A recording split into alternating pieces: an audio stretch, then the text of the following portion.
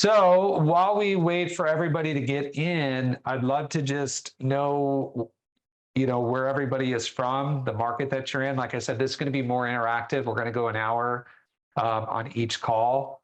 But if you guys are open to it, can everybody just let me know where you're at? So Sean is out in Orange County, and you can unmute yourself. This is, like I said, it's going to be a little bit more interactive. So I'm just going to go across the board how I see it on my screen. So I've got Shannon. You're the first one on my screen. Shannon, where are you coming in from? I'm Orange County, California. All right, perfect. And then I got Greg is after that. Greg, how you doing? And Greg's muted. He wasn't planning on me calling on him. I'm doing well. Just here in Charlotte, North Carolina. North Carolina, right on. Chris, I know we spoke yesterday. You're up in Indy still, right? You're not in Florida just yet. Yep, in Indy currently, and we'll be moving to Florida. Very cool. And then Sean's next on my list. Sean, where are you coming in from? Did you say California as well? Yeah, Orange County, California also. Do you guys know each other, or is that just random? Totally random. Very cool. Very cool. Now I got Shane. Shane, where are you coming in from? Vancouver, Washington. We're just across the bridge from across the river, Columbia River, from Portland, Oregon. Oh, there you go. All right. I had an agent on my team for about 8 years. She was from Bend, Oregon. Never been up there. Don't know it. We're East Coast people, so we go to the East Coast. So I don't know the West Coast that well. I know California, but not up there. All right, we got Craig. Craig, I've known for a long time. You're out in Arizona. Yep, I do, Dave. Yep. Good to see you, buddy. Ryan, remind me where you're coming in from. Vegas. Vegas. That's right. Yep. I've known Ryan for a little bit here. We've got about 15 people waiting in the waiting room. So once we get them in, we'll be ready to go. So we'll go right to 12 o'clock today. And let's see. And we'll do more questions. So it's just taking a little bit longer. I appreciate your patience. Ia, one of my virtual assistants, is on with me today. Just making sure everybody that's coming in is kind of on the list. Not that I expected a bunch of people to crash it, but she's just approving everybody. But yeah, I'm looking at the list. I think we're good. If you want to let everybody in that is sitting in the waiting room, I think we're good here to just hit admit all. I'm going to do that. We'll get started. We'll do some recordings. Okay. This is it. So like I said, we capped this at 25. You guys are my beta test. Now, I have done this with close to 100 agents in the last 18 months, I would say, on a one-on-one. So this has been something I've coached on, and I said, let's do this more at scale. So we started working on this, and you're my guinea pigs for a first full session. So it's going to be a lot of interaction. I want a lot of feedback from everybody here. And honestly, that's why we charge what we charge. I'm going to charge a lot more. But this is our first go at it in a group setting. So I do want feedback and questions, and this isn't going to be just me talking the whole time. At the end of each, Eric Kelly says expectations are high. We're going to try. We're going to try, Eric. 2 thumbs up. I'm with you. So I'm just going to give you, 6 weeks of everything I know on how to do this. And I want to start today with why I'm doing this. I think we're all in different stages. We've got agents that are just launching their business. We've got agents that are crushing it, selling millions and millions and millions of GCI each year.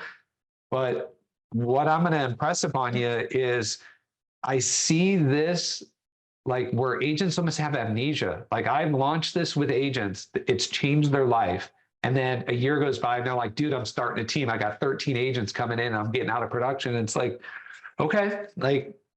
So just remember, I just see it. I see these cycles where agents will get super successful. They're crushing it. They're like, all right, time to grow a team. And then they come back in 6 months. They're like, man, I'm not making any money. What happened? So I'm going to walk through a little bit of that just so you don't develop amnesia. And I'm not saying it's either or. This is definitely a model that can be integrated. I don't care who you are. If you're selling 1,000 homes a year, I still believe this can be integrated for you personally as the team leader or somebody in your organization. But I just think this model of keeping 97% of the commission and giving service through others and not the old traditional ways, the way real estate's going to go.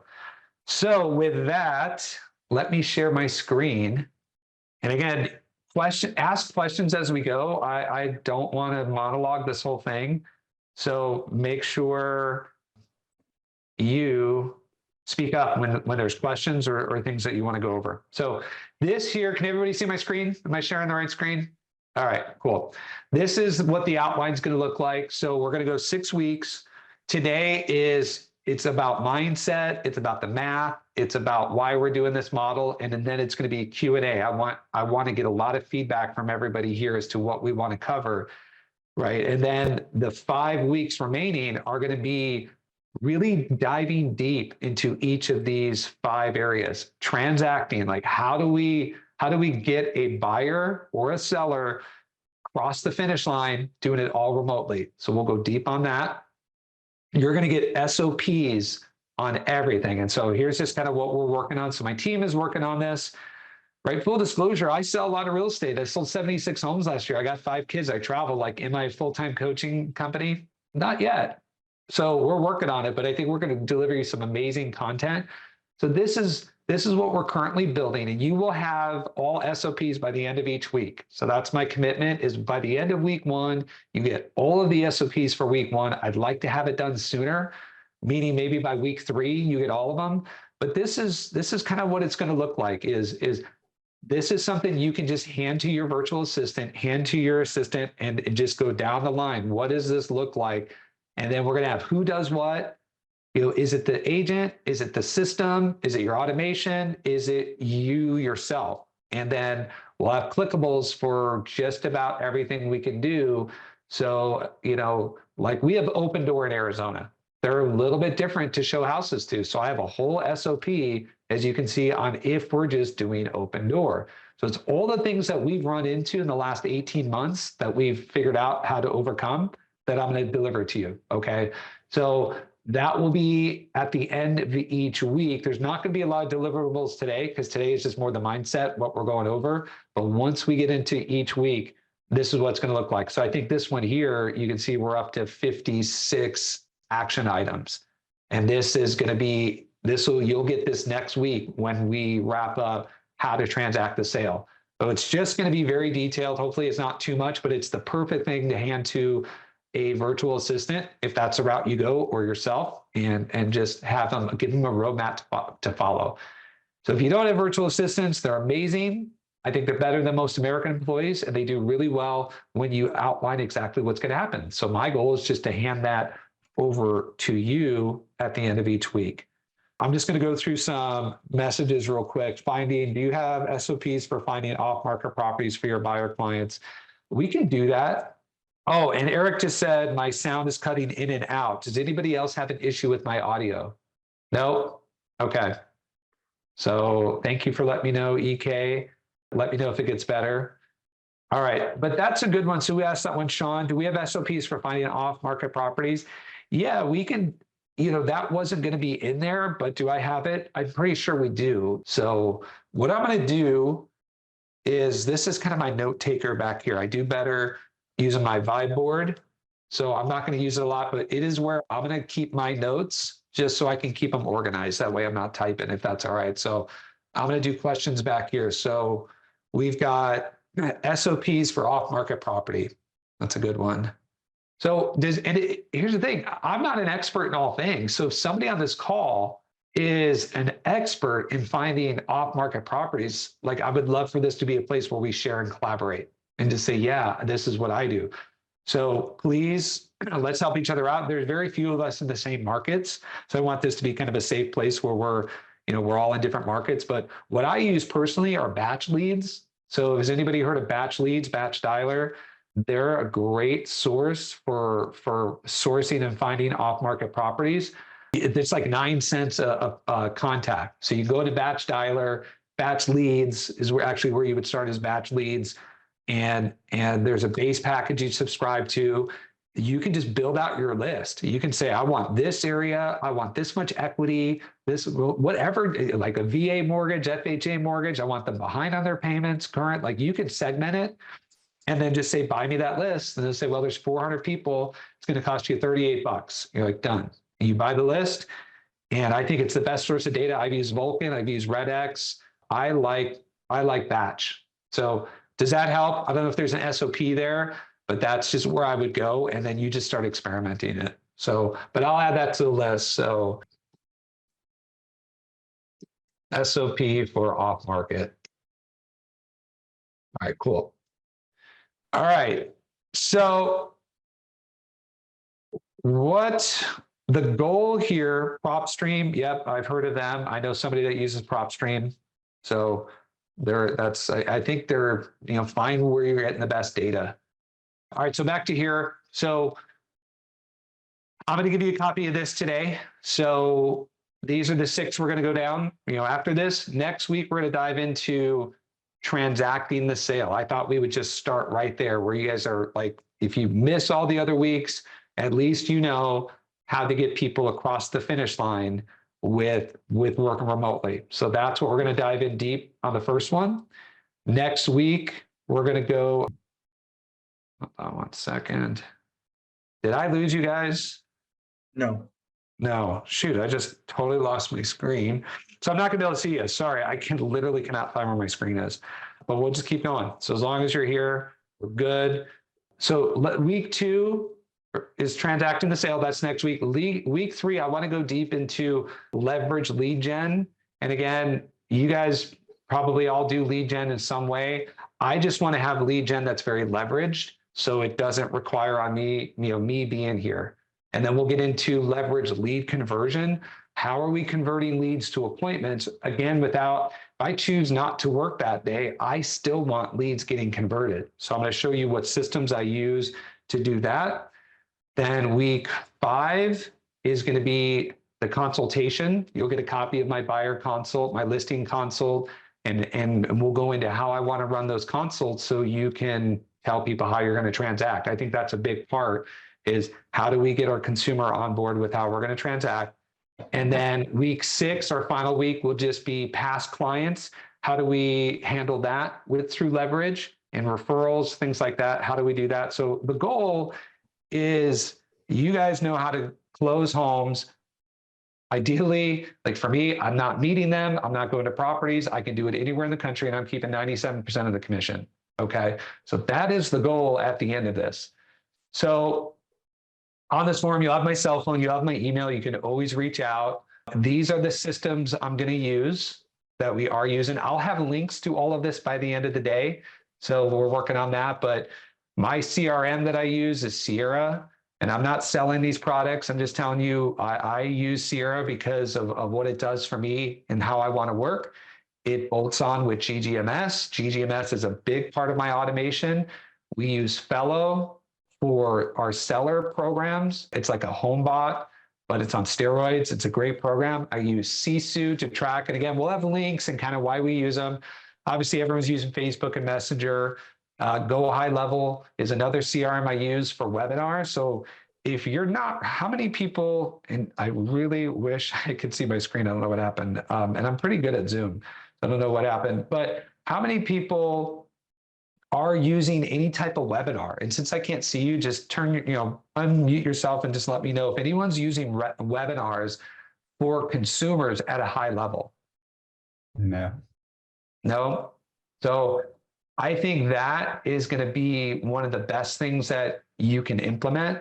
So when I ran this webinar that most of you attended like a week ago, I had 182 people sign up. I did one Facebook post, got 127 comments. We sent out some emails. And out of those 180, 92 of you joined. And then we allowed 25 people into this program.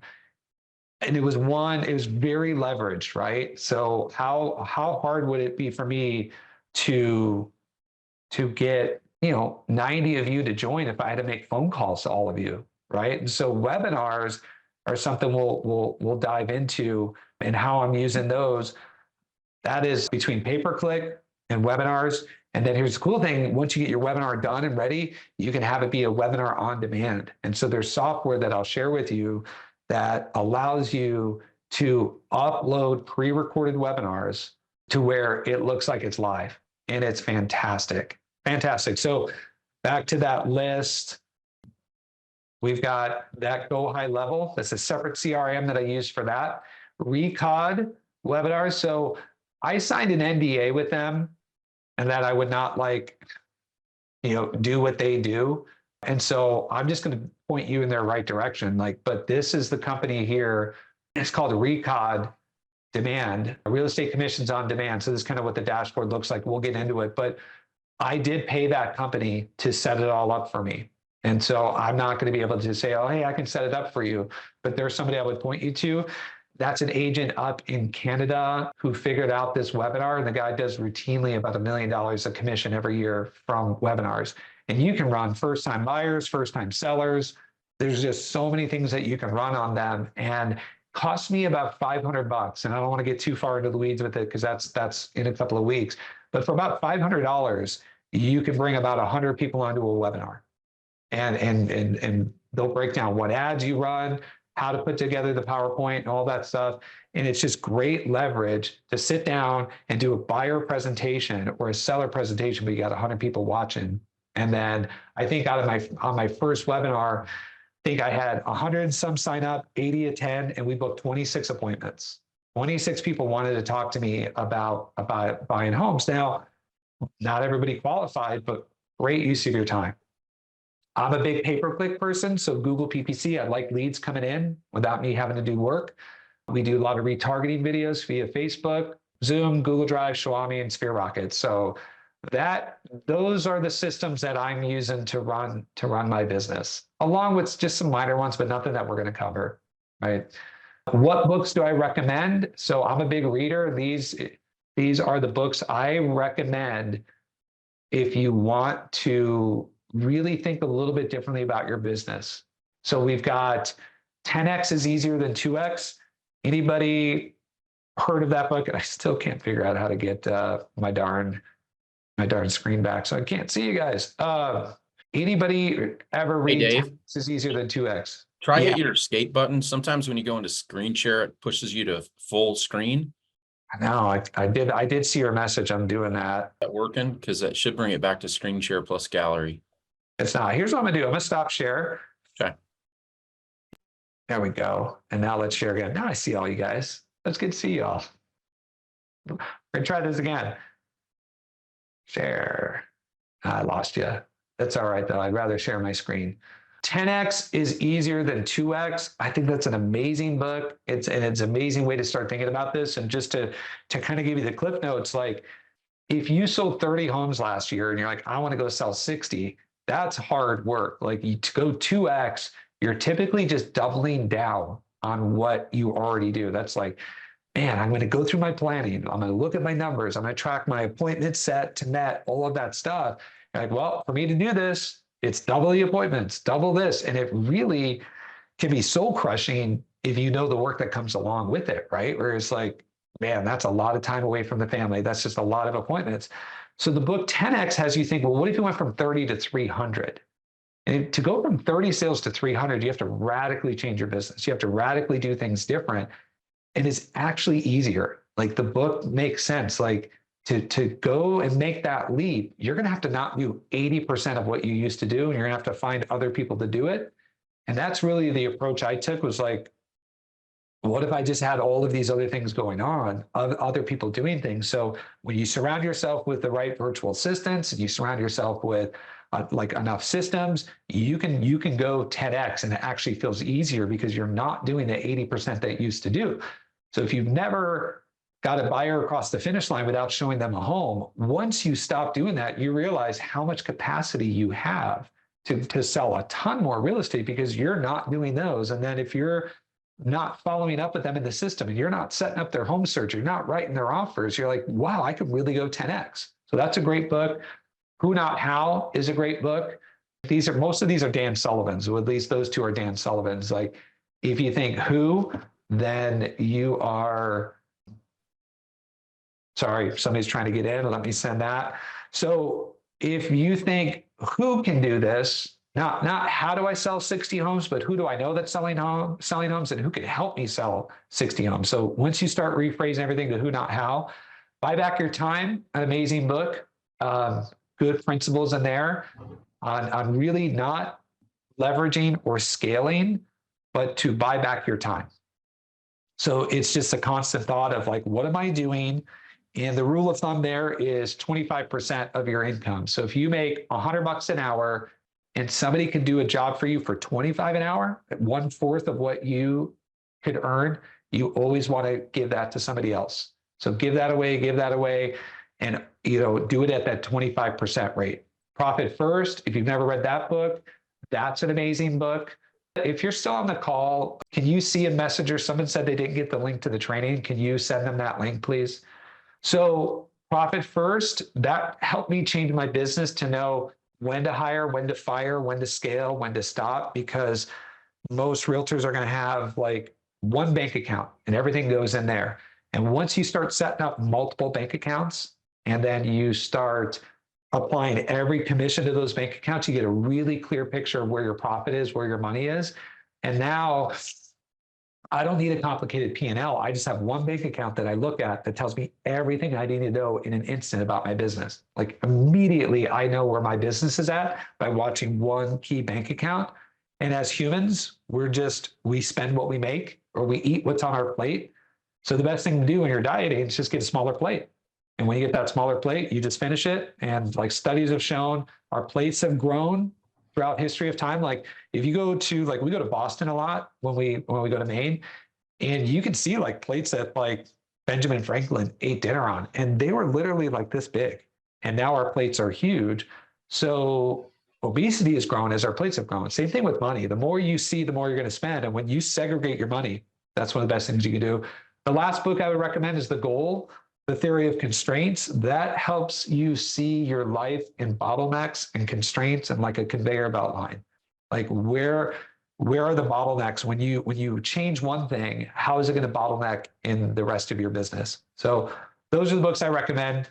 But what I want to get into now is the math behind why we're doing this. And let me just send this. Any questions so far? And I wish I could see you guys. Anybody got anything that they need to share? Anybody? Still there? Okay. Yeah, We're here. All right. Yeah, we're all here. Right on. So this here is, and I work on my vibe board a lot. It's easier for me. So hopefully you can read my handwriting. If not, I'm gonna go through it right now. But this is where I start with people when we look at team, no team, why. And again, this isn't about, teams are bad, because I think teams are great. I just think we need to be really clear. Nobody was really clear with me when I started to grow a team. There was really no good like class that I sat through. Here's what you're going to expect. I just got busy. I just woke up and had 35 listings on the market, and I was busy. And, that was just something that I was like, well, here's the next thing I need to do is run a team, right? And it really hit me, not me going out to look for it. Like I literally had people coming to me and like, looks like you're busy and you need some help. So had I done the math, I wouldn't have started the team the way I did, or had I known there were different options. So team's great and they're not great at both of them are great.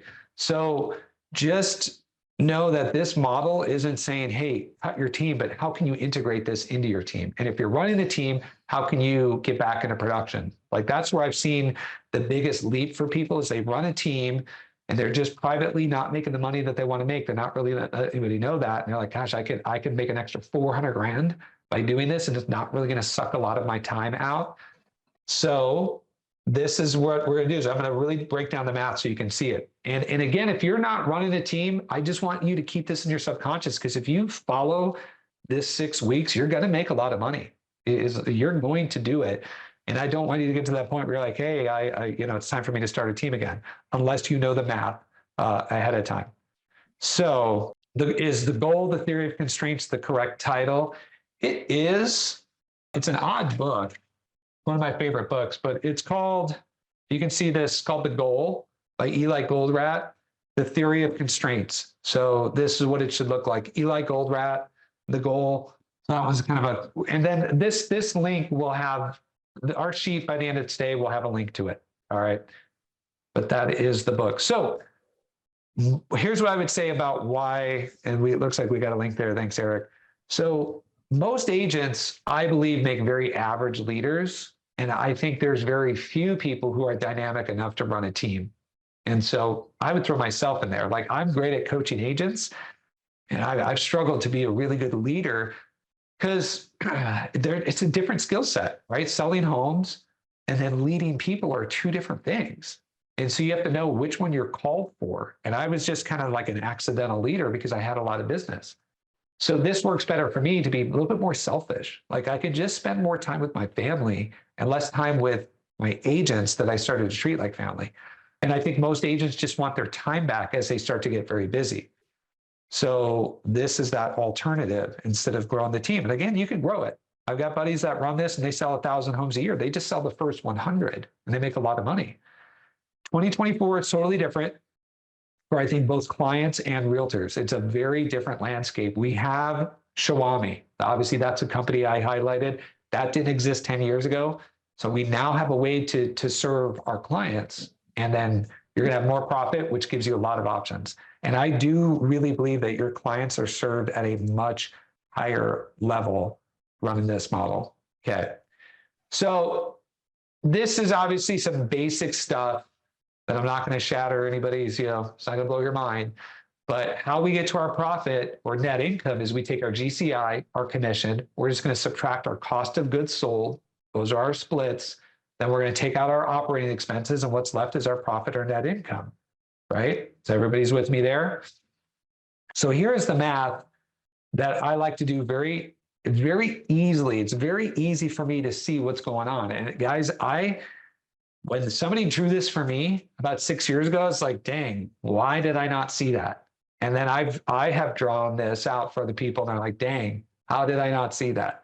So maybe you guys are smarter than me, but this really let me understand what was going on. So easy math, we're going to take a $10,000 commission and we're going to run it on a 50-50 split. So again, if you have a team and you're running it, this is for you. If you're thinking about one day having a team, this is for you.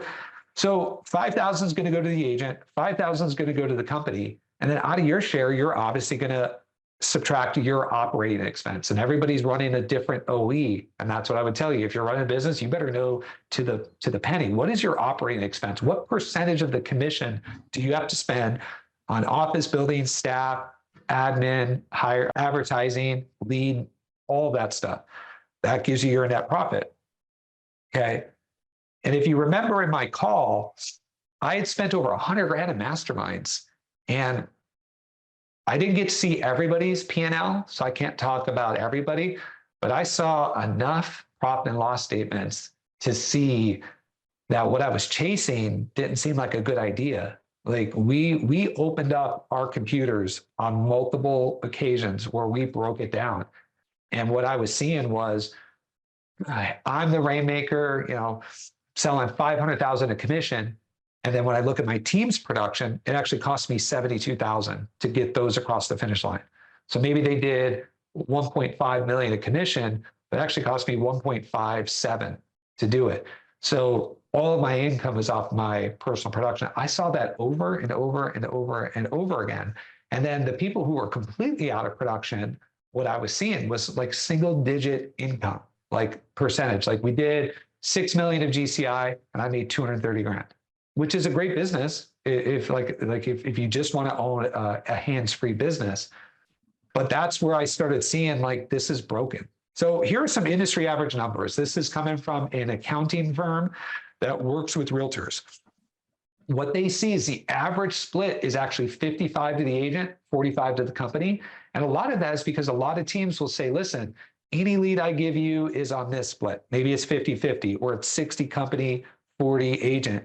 But your referral deals are going to be 75-25 or 80-20. Like, there's all of these different splits, but when they blend, the national average is like 55 is going to the agent, 45 is going to the company. Then the national average for operating expenses is 35%. So that owner of that brokerage or that team is going to keep about 10% of the deal once it crosses the finish line. That's if they're, and again, that's not their personal production. That is just what they're making from the agent. So if you're a team leader that procures the person and hands it to somebody because you don't want to deal with it, that's where this is going to make more sense, where you can deal with it. But is everybody tracking so far? Does this all make sense? Okay. So here is that example: 10,000, 5,500 to the agent, 4,500 to the company. The company is going to eat 3,500 of that to get to service it, to be in business. So you make $1,000 a deal. And these are the pros and cons. So here's what I was seeing. What I didn't like after doing this for 19 years is all of my agents have a good book of business that I've given them.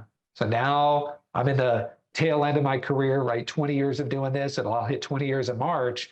And I can just look back and reflect and be like, look at all of those clients that I gave to so many people that I don't have anymore, right? So that was a downside to me. And especially after like shedding my team and telling them, hey, you're no longer on the team, and here are your 300 clients that I've given to you. These are your 300 people, because I wanted them to have it because I love them, the agent, but I also knew the odds of me converting them are very low. They have a great relationship. I could look in the CRM and they're friends. Like, they're the ones inviting them to my client events. I was like, I could chase them, but honestly, they're going to go with that person. So I lost the relationship. There are some pains of the team. There's pros of it, right? You get your time back. It is leverage. You do win through others. But I think the downside is too much exposure until you're selling way more than you can handle. Right? That's where I think the team makes sense. So here's the other thing we saw: as you scale, your net income percentage is going to go down, single digits, right? So if you're doing 600 units, you might only net 5% if you don't count your production. And I don't want to paint everybody with that brush. These are just the calls that I'm in, right? I still have a Zillow Flex team. So I've got agents on my Zillow Flex that aren't on my core team. And so when I go out to Zillow, I get to hang out with a lot of agents that are doing 500 units, 2,000 units, and we sit in these conversations. You know, the last two big teams I talked to, north of 600 units, they're in the 5 to 6% range. Like, we make 5% of the deal. And Zillow is raising their price from 35% to 40%. So if you're on Flex, they're going to start taking 40% of the commission from 35. And if you're a team that's doing 400 Flex appointments a month, like I've got a friend out here, they get 400 appointments a month through Zillow, and they're only making 5%, and Zillow just took all of their profit, right? So that's concerning. So what's the alternative, right, to that model? So here is something where I do want some feedback. So let's do, in the chat box, I want you to understand how much your deals are worth compared to a team. So let's say we're on a 50-50 split. How many team sales are equal to your personal sales to net the same amount of money?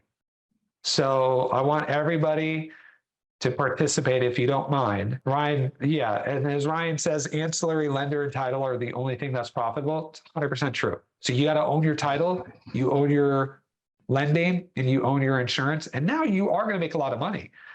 But is everybody going to get to there? So how many deals, if you can respond, let me see. Ryan has answered with 3, C.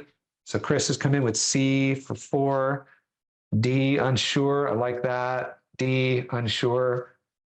D, I like it. Like, I was unsure. Multiple choice, always go with C. Terry, you're smart. Brent, C. This is where I felt dumb, because I was like, my coach brought this up to me. I'm like, Coach, it's a 50-50 split. Like, I make 10 grand when I sell it, but I make 5 grand when they sell it. So it's 2 to 1. So if I was selling 50, I just need a team to sell 100 and I'll make the same. Like, it's not that complicated. And that kind of shows you how like out of touch I was with it, because here's the answer. So the agent makes 5, and we're back to a 50-50 split, even though that's not what it is. You're going to make 1,500 or 5. Now, if you sell it, you're now going to make 6,500, right? Because you're the agent selling it. So now you're making 65 versus 1,500. divide 6,500 by 1,500. There's your answer. So whoever said C was correct. So each home that you sell personally as a team leader is worth 4.33 team sales.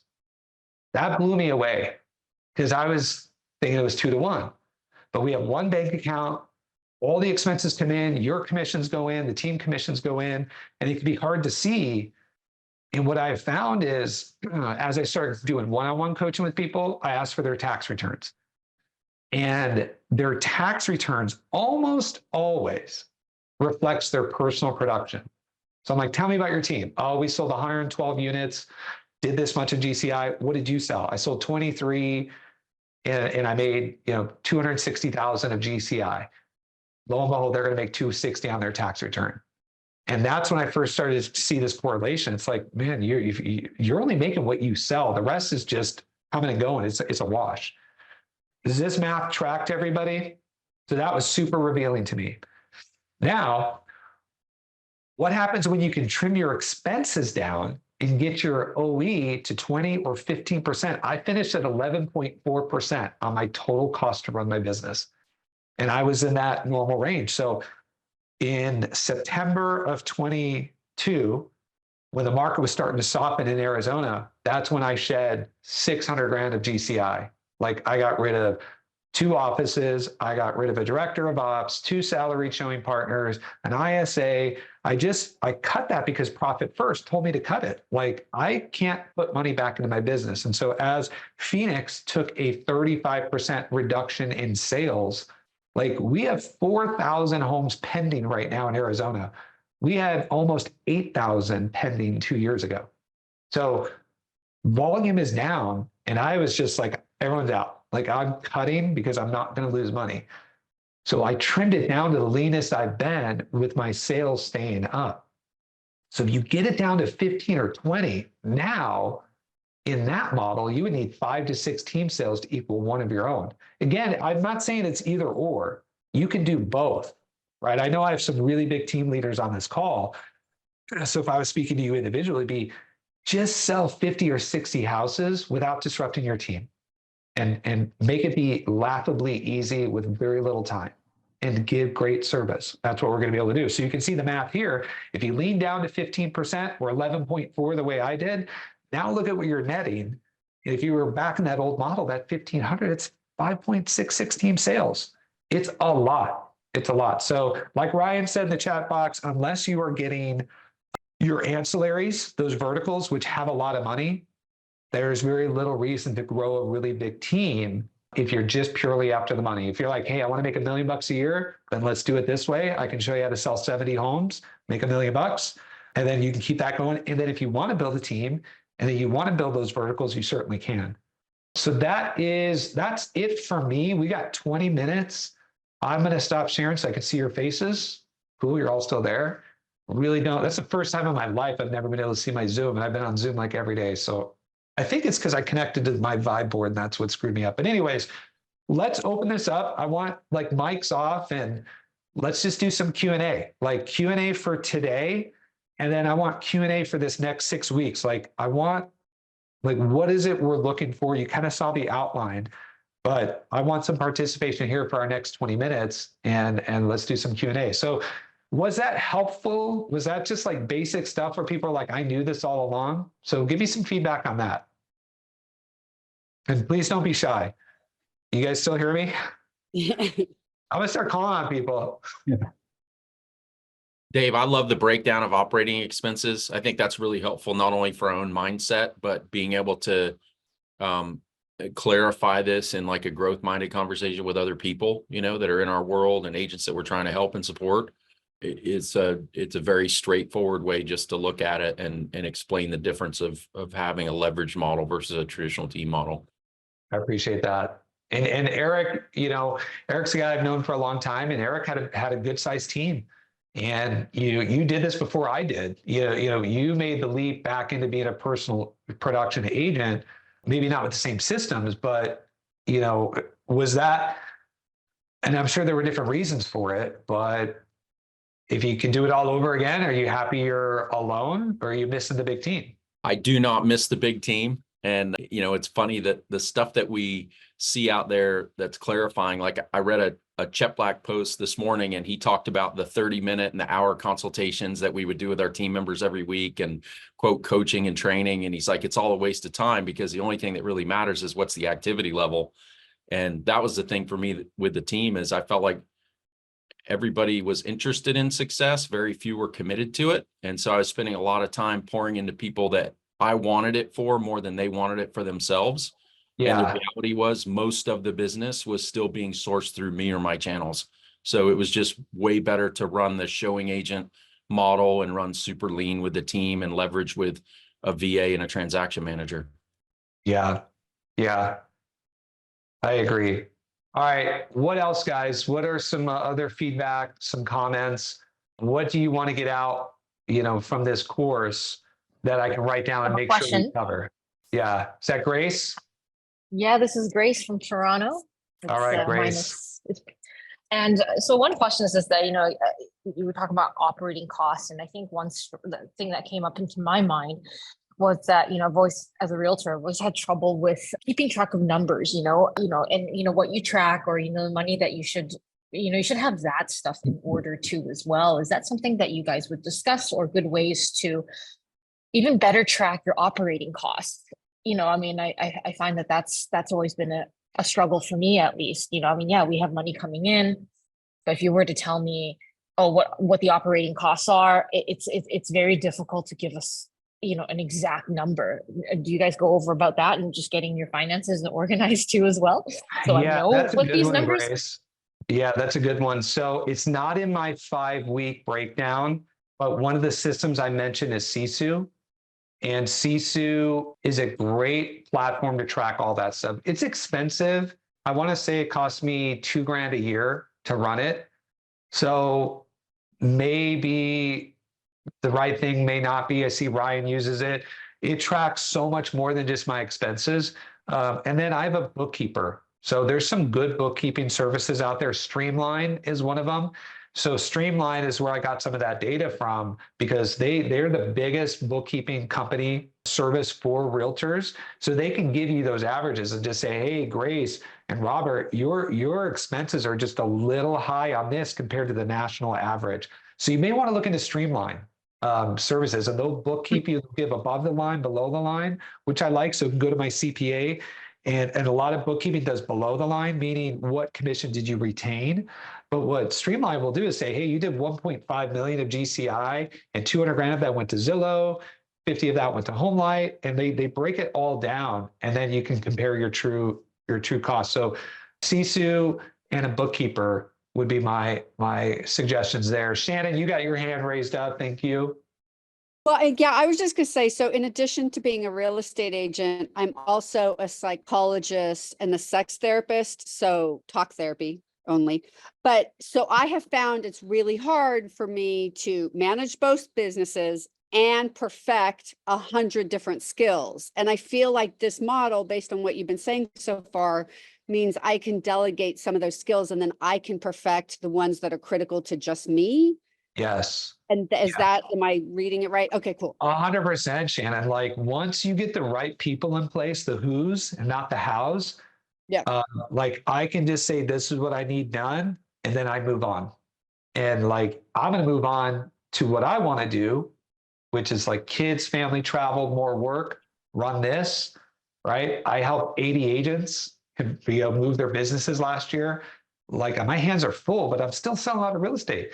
So you can move on to those things. When you get the right people, you're like, here, get that done. They do it. Here's the SOPs to do it. Like, that's my goal, is you just take these, you're like, here, like, read through this and do it. So yes, Sean, I think your hand was up first, and we'll move to I was just wondering, like, so as far as what is your, so I have two questions, but like, what is your cost for your infrastructure, right? So basically, like you said, you had Sierra for your website, like, all the various, not necessarily not necessarily the lead generation aspect, as far as like, YouTube ads or Facebook ads or whatever, but like all your home valuation tools and all that stuff. Yeah, I'm all in for about 11%. That is for my GCI. So I'm all in for about 100 grand. that is salaries, that are systems. That's where I'm at. So my OE to my GCI was 11.4. Got it. Okay. 11.4%. So, yeah, but Sierra, not that expensive. GGMS, not that expensive when you compare it to what's out there. So I'm not running. Fellow's expensive. Fellow was 12 grand. So I rolled the dice on that, but it still kept me under that, 12% OE. Right. And that's But about 12 grand a year basically for fellow? Fellows, I think 12 grand a year. Okay. Yeah. I may have got it for 9 or 10. I'm an annual guy. Like GGMS, I just wrote him a check. I'm a lifetime client, so I'll never pay him again. So if I can buy it annually, I will. And Fellow was either $1,000 a month or maybe 10 grand. I can't remember. But I definitely love Fellow. They're a great tool. Good question though, Sean. Shane, I see you got your hand up. Thank you. Yeah, that was going to be my question as well. It's like out of pocket for the entire year, the current infrastructure fee that your cost that you're running. So you're saying right now, as you've structured your business, it's 100 grand. Is that right? It's Is that about right, Jeff? 100. Yeah, a little over Okay. 100. So Yeah, as we that includes 4 full-time VAs, right? That includes, so that's my full staff. I have a full-time video editor. He's $7 an hour because he's a virtual assistant. And then my Xiaomi cost was about $25,000. Okay, so as you started this out in the beginning, because we'll be doing the same thing, where do you think the minimal amount that we have to invest per month to get this kind of up and running, prime the Yeah. engine, so to speak, to get it rolling? Good question. I'm just adding these to make sure I don't forget. And a lot of it's going to depend on how you do your business. So, right, a lot of that is going to be, I need a robust CRM with Sierra, and I need a robust follow-up system with GGMS. Those two, and it depends on your size. If you have 100 agents or 2 agents, I want to say Sierra is a few hundred, $300 to $400 a month. I could be wrong. It could be 5 because I got to look at it because it's per seat. So how many people do you need in that system? GGMS is like another $500 a month. So those are 2 things, but I need those because I'm putting volume of people through it and I need them to sort it for me. Mhm. So if you don't need those automations, but let's just say, and I'll have a more detailed breakdown for you. Okay. But I would say to run it the right way and to run some advertising through it, you might be $4,000 a month. But if you're not going to run ads and you're not going to, need that stuff, your biggest expense is Xiaomi, like $39 a door. And then what's your CRM that you're using? And can you keep using your current CRM? Right. Right. So I would look at Xiaomi and a number of other things that you've listed as a transactional expense, just like hiring a TC. So I don't actually view that as a monthly fixed cost. I'm more curious about, and I know you'll unfold this as we move forward, but I'm more curious about like there's a minimum start, and I'm not talking about adding other agents. I think most of us here probably are launching this as solo, and we just want to step out of we want to move into the who, not how. So any task that we don't have to, I don't want to get in my car. I don't want to open a door. I don't want to attend an inspection. If I just got back that time, and then also I had somebody in the background doing the prospecting on a regular basis. So all I'm doing is showing up to the appointments to do the conversion. Yeah. Kind of the most base model. Forget adding other staff in terms of agents themselves, but Right. just who can handle the task management. Right. Yeah. So that's where figure out how many deals you're going to do, back out about 3 to 4% for Xiaomi. Then can you keep your current CRM? Because I have buddies that run this model with all types of CRMs. So yeah, cost of sale versus cost of lead. So is your question, Shane, just those systems or the advertising? Because I know we're Yeah, not I mean, agents. going with, I mean, I would like to first see your model. Uh-huh. And you've kind of given us an idea of the specific systems you're using, but you're also now at a much higher level doing 75 to plus deals. So I can see very easily where you're sinking in 100 grand a year makes total sense based on your numbers. But if we're not doing 75, let's dial it back to say we're doing 15 to 20 just to get primed to make this transition. Mm-hmm. Is Yeah. there some idea of a minimal amount of monthly costs? For example, if it's at one VA, possibly two VAs, and then again, taking a look at your specific system, whether or not I can currently use my own. Sure, I'll look through and see if I can save money in some spot on a fractional basis. But I think Yeah. probably, and again, everybody can chime in or raise a hand or nod. We're probably all here to see you pull back the curtain and see exactly how you've structured it, because that's Yeah. where we're trying to, we're using you now as the who, not how, right? We're going Right. to Yeah, you for, you are. to- Instead of how to sell 70, who sells 70, what they do. So that's what Right. we'll go into. So I think I can answer that now with that much information. If your CRM works, great, keep it. If you need a better one, the most you're going to look at is like Sierra for 700, GGMS is 5. That's 1,200 a month if you feel like you need it, but you may not. Okay, I use 4 full-time virtual assistants. That's going to run me about 40,000. That's nearly half of my expense.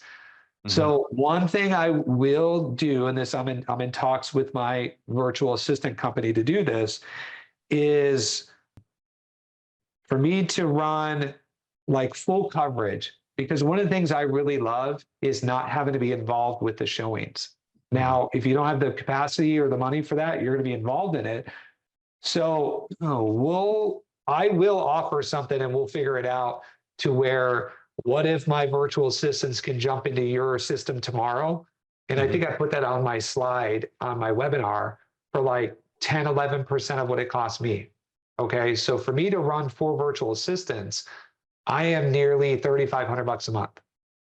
Gotcha. What if for, let's call it $400, $500 a month, my VAs just jump into your system and that's all they do. They don't prospect for you. They don't, they're not your personal assistant, but if they're just running what I call like a switchboard, that's something I'm going to offer if you need it. And my goal is that all of you make so much money that you can go hire all the VAs that you want. But I know there are some people that I've talked to that are like, you know what, I could use that. Like what I like about your system is you're stepping out of it. But how do I go do that? Like, well, you need a VA from this day to this day, this time to this time. Like I have coverage from 9 a.m. to 8 p.m. And that's something I'll be able to roll out to you guys. Just say, if you want it, great. If you don't, great. But I know that's a big constraint. So Shane, I don't know if that's something that would be helpful where it's like, hey, instead of training VAs, what if I had 3 of my top VAs jump into your system and just mimic what you're doing? But that'll be something. But other than that, you're just talking about what you should be adding here is Xiaomi, and then however you're going to lead gen and follow up with the leads. So there really isn't any much of a big expense. Like I'm not expecting anybody to switch CRMs. Just see what I'm doing and see if they can duplicate it in their CRM. That makes sense? Yes. Perfect. Shane, you got your hand up again? Or Sean? Yeah, I was just on the Xiaomi thing. How's that branding work, for instance? So for like, obviously you're like, and in the webinar you're mentioning it, they're kind of like, you'll mention to the prospect, this is, one of my team members are going to meet you, whatever that might be. How do you keep that where like it's consistent when they meet that person and it doesn't come out that they're just, a hired gun basically?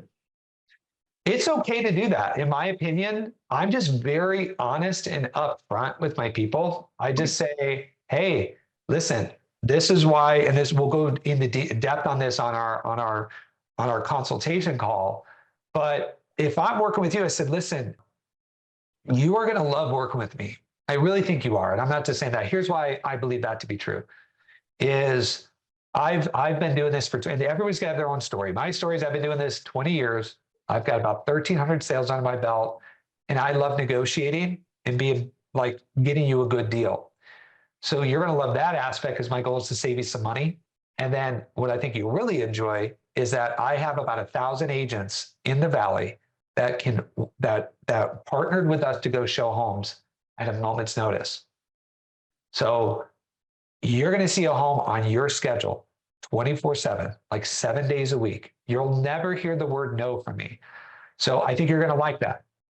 And that's where we leave it. And then I just get their buy-in. And you'll see in my buyer presentation, I have a picture of like an airline with the pilot and a flight attendant. And I compare us. I'm the pilot. I only pilot the plane. And this is whose this is. Now they don't know real estate. They can't answer your questions. But what I have found in my 4-year relationship with Zillow, The consumer just wants to see the home and they want to see the home, and they're sick and tired of us saying no. Oh, I've got T-ball that day. I got soccer that day. I'm with another client. They value getting into the home more than who opens the door. And you can't convince me otherwise, because I've proven it with too many agents. So you just have to set it up correctly. These are the expectations. And if you say, is there any reason that wouldn't work? They go, we're not okay with that. Then you decide. I fired somebody who's like, I'll never do that. I want you doing this, this, and that. I go, well, you're like, I'm going to burn so much money working for somebody like you. It's not worth it. Like, pass. And I just told him, and he owns a company. He's looking at a good sized property. He's like, I need you going out to the home before I get there to know it's the home I want. Bye. Then I'm just going to go get more people to work with. And that's okay, right? Be who you are. Brent runs a really good team out in Dallas. So if you got any referrals, we could all kind of identify where we're at if we need referral partners. But Brent, what's going on, buddy? Hey, Dave. So as you know, we've been for the last 60 days running the showing partner model, but doing it a little differently. So we're really super pumped to hear what you have to say about Shawami. What is your average cost that you're paying Shawami per transaction? And are you charging your client a transaction fee to potentially cover some of that and your TC? Yeah, so we track it. Like, my girls put into a spreadsheet. So like when I post it on Facebook, I keep 96.7%. That's exactly what the number is. So it's 3.3. My average commission is like 14,600 times 0.033. So I'm about $500, $500 to get somebody fully transacted. And that includes people who haven't transacted yet. So we are bringing in all of our non-closed people. Are you charging a transaction fee on top of that? I don't. And I'm not saying you shouldn't. I don't. So I mean, we do. It's $4.95 every time. I know. Every time I hear people do it, I'm like, good for you. 100%, Dave. That's a limiting belief that I have that you can help me with. And so I don't charge it. I'm not saying I think you're smart for doing it. And I always like to go, oh, well, I'm Scottsdale. There's 50,000 agents. If I do that, they're not going to get my business. I'm sure it's a limiting belief. So It is. We're I Dallas. feel like I'm way overpaid, Brent. Yeah. Right? Like, where am I going to go make the money that I make? And do I need more? Like, I feel almost like I'm doing well. And so we're already going to see some commission compression, but do it as long as you want. But yeah, it's going to cost you somewhere in that $500 range. Cool. What do you do about new construction, Tricia? Yes, that is a difficult one. So they do allow Shawami, and here's what we do. Man, somebody keeps coming in and out. So I keep hearing that ding. But anyways, what we do with new construction is we reach out to the builder. So from our staff, we'll reach out and let them know, hey, we've got Brent Germany is going to go, we want to create an appointment. So we create an appointment. That's my note taker. Sorry. We create an appointment with the builder. We ask them to send us the pre-registration form. And then we let them know one of our staff members is going to bring in the client. And so we've never had a hiccup with that. Call the builder. We're interested in this floor plan, these 3 floor plans. Can we book a time to make sure we can get in? We just treat it like a showing. And we say, can you send me that registration so we can fill it out ahead of time? And that's got my information on. The client comes in, and then the Shawami agent but we'll wrap this up here. And then we are going to be live next week, and we're going to dive deep into how we get these transactions done. If you've got questions ahead of time, send them to me, please. I want to make sure I'm delivering on what you guys want. If you have feedback, let me know. But next week, we'll get deep into the weeds on how we're going to transact this. All right, guys? Have a great week. Go sell some homes. Go get leveraged. I'll see you next week.